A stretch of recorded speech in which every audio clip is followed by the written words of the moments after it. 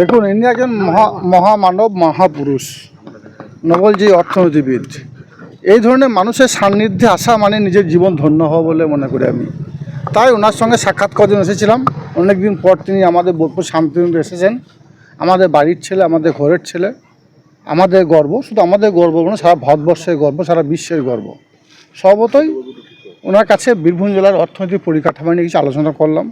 উনি আমাদেরকে সঠিক পরামর্শ দিলেন, সেই জন্য ওনার কাছে এসেছিলাম। কি পরামর্শ যদি বলেন?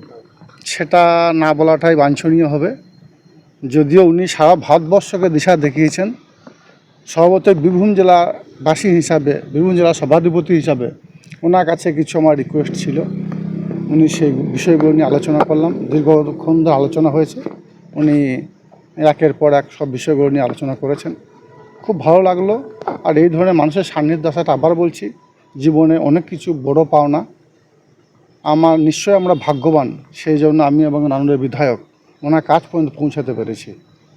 এই ধরনের মানুষকে যারা অবজ্ঞা করে, অবহেলা করে, তাদের সম্বন্ধে বিশেষ কিছু বলার আমার নাই, এবং তাদেরকে বলবো, ভাববার জন্য বলবো। এই ধরনের মানুষগুলো, যাদের পাশে আমাদের রাজ্যের মাননীয় মুখ্যমন্ত্রী মমতা বন্দ্যোপাধ্যায় দাঁড়িয়েছিলেন, আজকে ওনার পাশে এসে সান্নিধ্যে এসে বুঝতে পারলাম সত্যিই ইনি একজন মহাপুরুষ, একজন মহামানব। ইনি ভারতবর্ষকে পথ দেখিয়েছেন।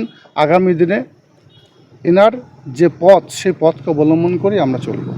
বিজেপি সরকারকে বারবার দেখা গিয়েছে অমর্ত্য সেনকে বিভিন্নভাবে কটাক্ষ করতে, অপদস্থ করতে।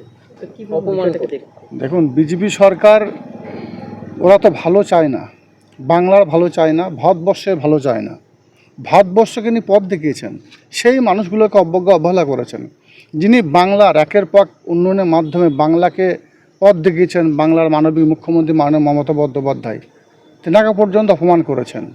কিন্তু বাংলার মানুষ তার যোগ্য জবাব 24-এ নির্বাচনে দিয়েছে। আর কোর্ট, মহামান্য আদালত যোগ্য জবাব দিয়েছে। আমাদের নোবেলজয়ী অর্থনীতিবিদ অমর্ত্য সেন, তিনি যে সঠিক রাস্তায় ছিলেন, সঠিক পথে ছিলেন, তার যোগ্য জবাব মহামান্য আদালত দিয়েছে। স্বভাবতই এ বিষয় নিয়ে কোনো কিছু মন্তব্য আমি করতে চাই না। ওনার শরীর কেমন দেখলেন?